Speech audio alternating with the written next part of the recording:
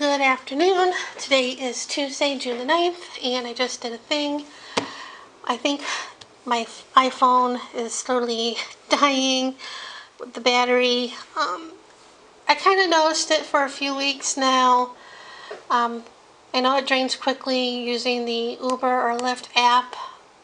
That's been that way since I had this phone, but I've been noticing it. The battery's been draining a little bit quickly. This morning, this was fully charged, and I got up and I was playing Disney Emoji game on here, and all of a sudden I had a pop-up saying that the battery was like really low. So I finished what I was doing with that game and got out of it, and I noticed it was at 17%. So when I was getting dressed, I plugged it in while I was getting dressed, and then I came in here, did my usual, thing, checking emails and all that while this was charging. And then I went in the living room, plugged it in, and listened to podcasts, worked on the diamond paintings. I had unplugged it a couple times to move around, and because I was listening to podcasts, and I noticed it was draining a little quickly, not as quickly as it was this morning because I wasn't playing a game or anything, but it was a little quickly that I would like. So I just came up here to I decided to look at phones. First I looked at Amazon. That was no, there's no way. So I went on AT&T because that's my carrier, and was eligible to get an upgrade. I remember the days that it used to be free, the upgrade, free phone.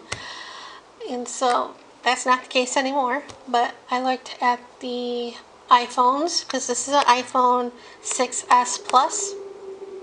And the cheapest payment one, I forget what, it was in the iPhone, but it didn't have, it just said Apple iPhone, whatever. And it was $10 a month, and I didn't like the specs or anything, so that was a no-go.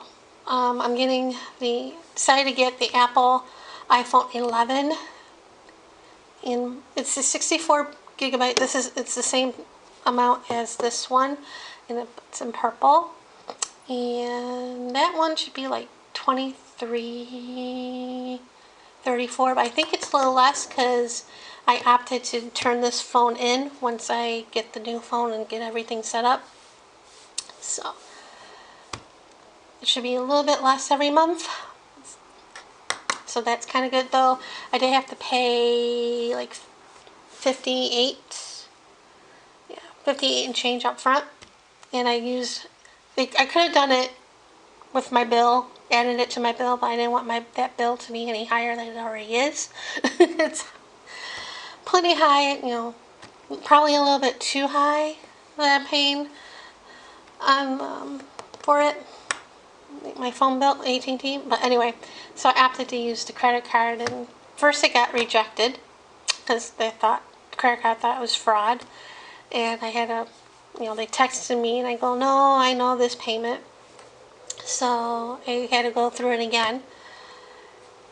So it went through, and I should be getting it probably, they say, between the 11th and the 15th. So, yay, I'm excited. I kind of wanted a new phone, but I knew I couldn't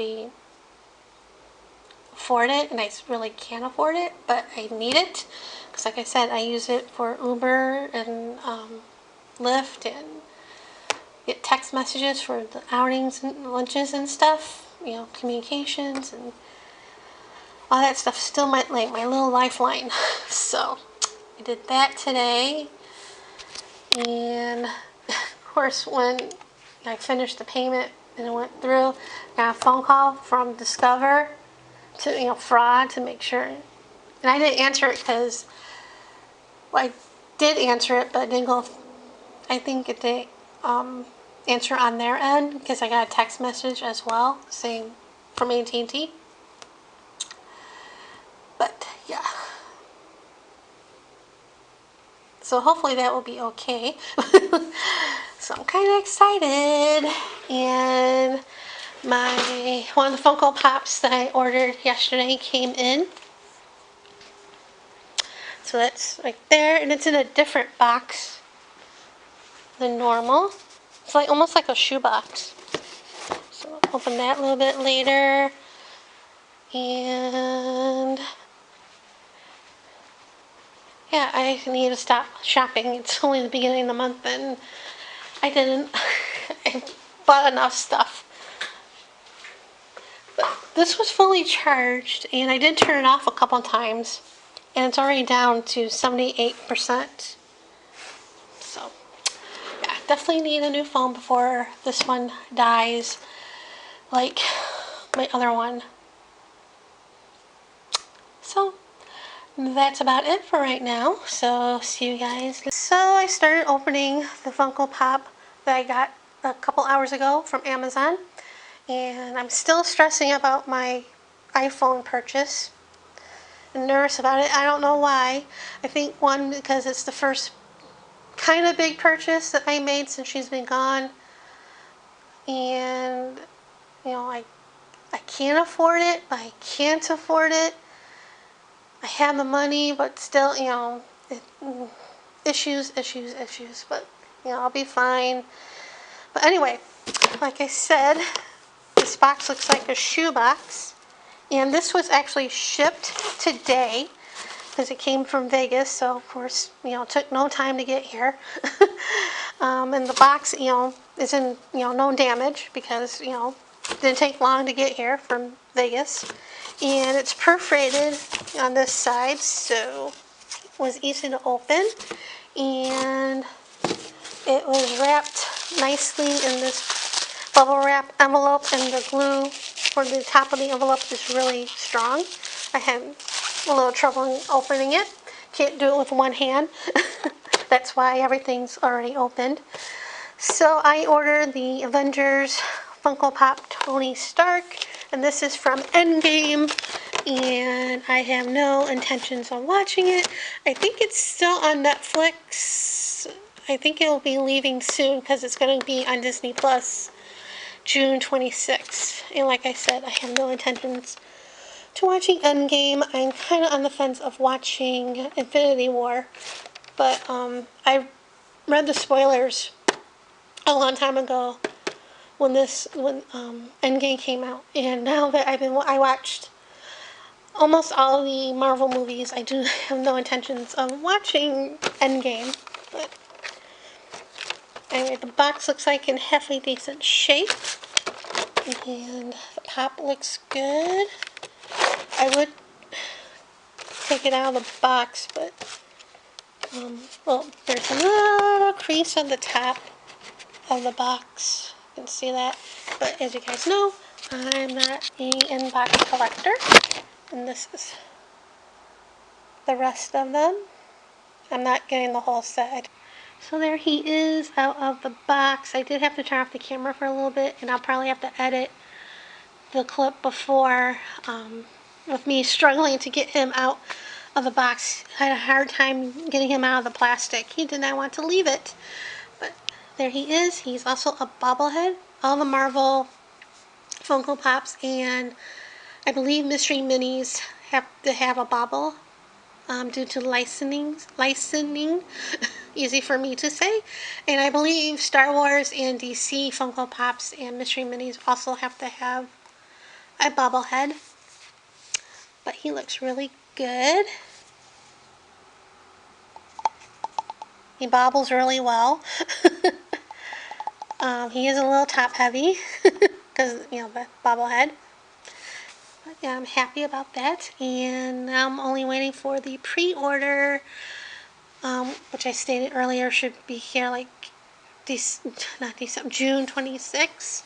And it's another Iron Man Tony Stark Funko Pop, FYI. But yeah. And this is the backdrop for the box. I'll probably put it back in there in a bit. But yeah, I'm happy with that. And yeah, so that's it for right now. And see you guys. So I was going to film me putting this together, but I ended up making it without filming because it took a while for the water to boil for the noodles, and then once the noodles were cooked, it was quite fast to putting this together. And this is the recipe. Noodle pudding with cottage cheese in this book. It's from Kansas City. It was my mom's. It's quite old, but one 8-ounce package of noodles. I used the egg noodles. Like I said earlier, I didn't have a full package of them. I had like parts, like a little bit of one bag and a little bit of another that combined, and they were different sizes. And so 4 eggs, a carton of cottage cheese, a 12-ounce, in small curds. I bought a 16-ounce. I didn't use the whole thing. Half a cup, 8 tablespoons of sour cream. I forgot the salt. Salt and butter, but the butter is salted, and you melt the butter. So after the noodles are cooked and drained, you run the noodles with under warm water to try to cool them off a little bit before putting it back in the pot. So you can add your eggs one at a time, and then you add your cottage cheese, your 4 tablespoons of sour cream, and half of the butter. And I added some golden raisins. That's what my mom did. It's not in the recipe.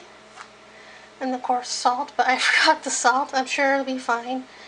And the rest of the butter you put in the pan to grease it. Then obviously you can see I put the mixture in the pan, and then you take the other 4 tablespoons of sour cream and plop it on top of the mixture and try to spread it in a smooth, thin layer. I didn't quite do that. It's kind of hard to do that. I don't think my mom did that. And it kind of sucks that I can't ask her or say, hey, does this look right? Because she's not here.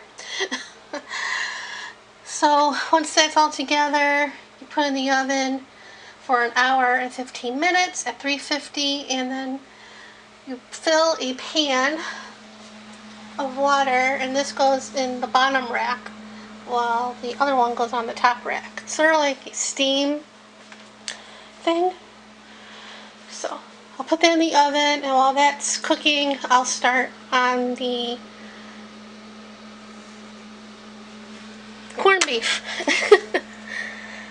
And that's just corned beef. You wash this off and then put it in the pot, and then you add the seasoning and garlic, onion. I don't have onion. I think I'm going to use like either the minced onion or the dry onion in the cabinet, and then put water on top of it, water to at least cover the meat, and then you cook it or have it do its thing for like 90 minutes, I believe. And then natural release for, I forget how many, but I've done it many times. So I'm going to get things started in the oven, so I'll see you guys. So I just took the kugel out of the oven. See how nice and brown it is, and hot and bubbly because of the butter.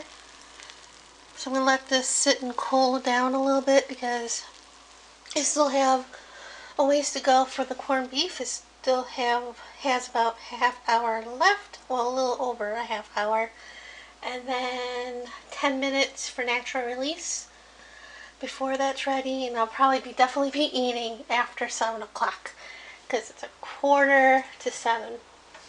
A little late, but I should have started this a lot sooner than I did. What time did I start? Oh, it was an hour and 15 that it took to bake. I think I started around 4:30. With the noodles and stuff, so yeah. But anyway, so yep, I'm kind of proud of that. I don't know how it tastes, but anyway, see you guys.